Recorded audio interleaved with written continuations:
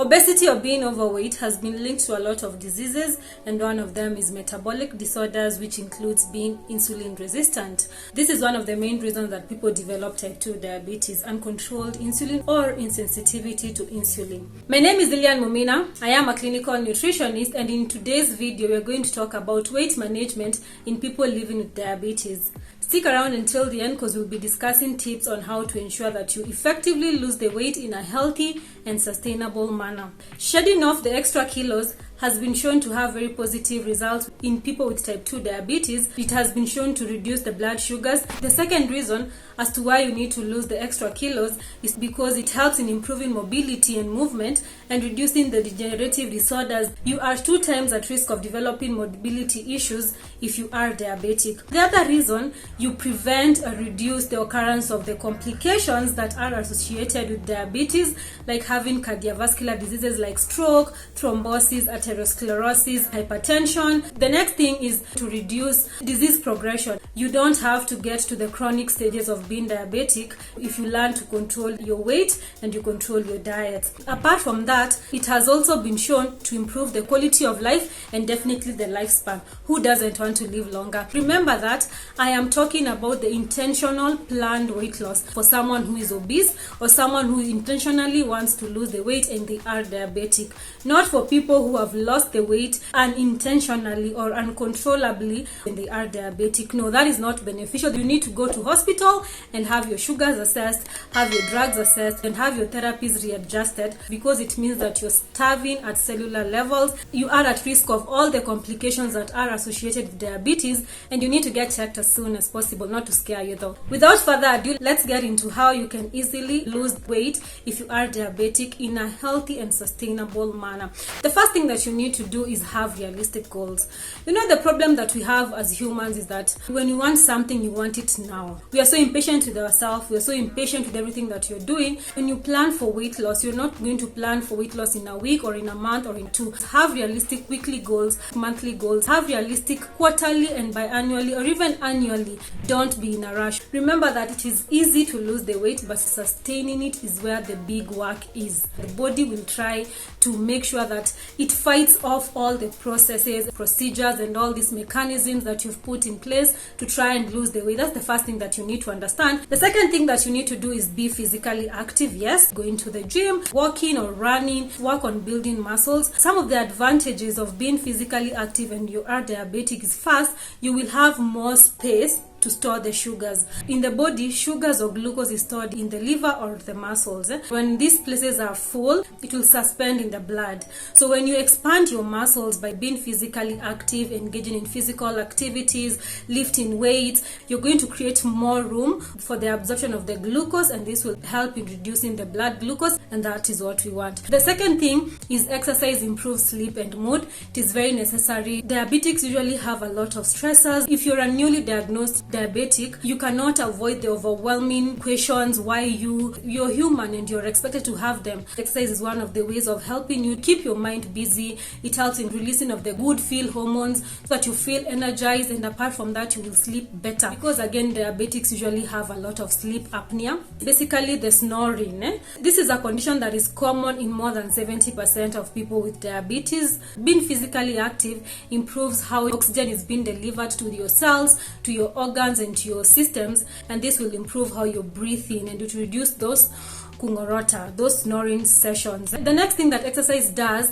it helps directly controlling blood sugars by promoting insulin sensitivity. It activates the beta cells, promoting sensitivity, and this will help in reducing and controlling the blood sugars, because your body will be able to utilize insulin produced. At the end of the day, what you want to achieve is improve insulin sensitivity, reduce insulin resistance, and be as healthy as we can be. Another realistic way of losing weight is having a meal plan, like scheduling your meals. Be intentional about what you're eating, what time you're eating, and when you're eating, to avoid overeating, to avoid eating just anything, because you want to ensure that what you're eating is as healthy as it can be, and to ensure that you meet your body's energy demands. We want to lose weight, not be malnourished. When you're starting this journey, it is always advisable to consult a dietitian or a nutritionist so that they can help you with formulating a specific meal plan that is individualized to your specific needs, activities, activities and such. You don't just do something because someone does it, because you're two different people with two different genes, bodies, different mechanism, different systems. How your body metabolizes food, how your body metabolizes everything is different from how another person works. Don't do the crazy diets, the drastic changes. No, we are not going to do that here. Any plan that you're going to work on, it has to be something that is gradual. After 3 months, reevaluate and change. The first obvious thing that I usually tell people to do is start by cutting off sugars. Then after you've reduced your sugars for a week or two, the next week you reduce the amount of foods that you're going to eat. If you were eating 4 times a day, reduce to at least 3 times a day. After this, now start on the substituting types of foods that you're eating. Your system is slowly adapting to the new lifestyle. Now you can start on the swapping. If you have been consuming too much ugali, if you have been consuming like 5 chapatis, reduce to like 3, then you add an avocado. We want to reduce the calories, but we don't want to start starvation. When you start starving your body, your energy levels will drop, and then what will happen is that your body will start to put up mechanism to try and cushion itself. None of this mechanism is definitely gaining the weight, because it will have to store fats for future use. In the morning, if you are eating like 5 slices of bread, start eating 3, then add an egg. Slowly substituting your foods to healthier ones. If your snack constituted of tea and cake, let it be tea and nuts. That is something that is very realistic and that is very, very workable. By so doing, you will be slowly reducing the calories that you're eating, and your body will not be fighting you off. The next thing that you need to do is increase your intake of fibers.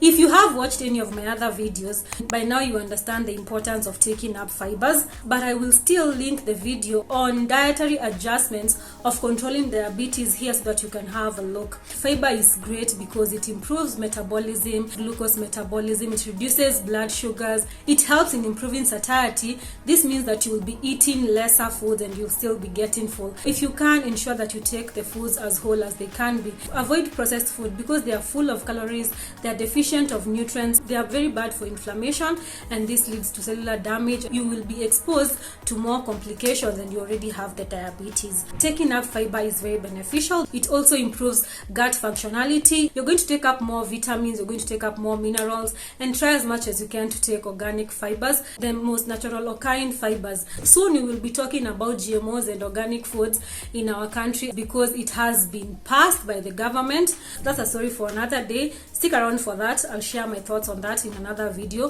The next thing that you can do to help you in weight management is reward yourself for the small wins. If you've lost 4 kgs, get yourself a bag, get yourself a tie, get yourself some socks. They are very important because they give you the motivation. If you are walking, to start now running. When you have a reward system with your realistic set goals, it is easier to stay focused and to adhere to the plan than when you don't. Be good to yourself because you only have you, so it is important to take care of yourself. The next thing that you need to do, of course, is proper hydration.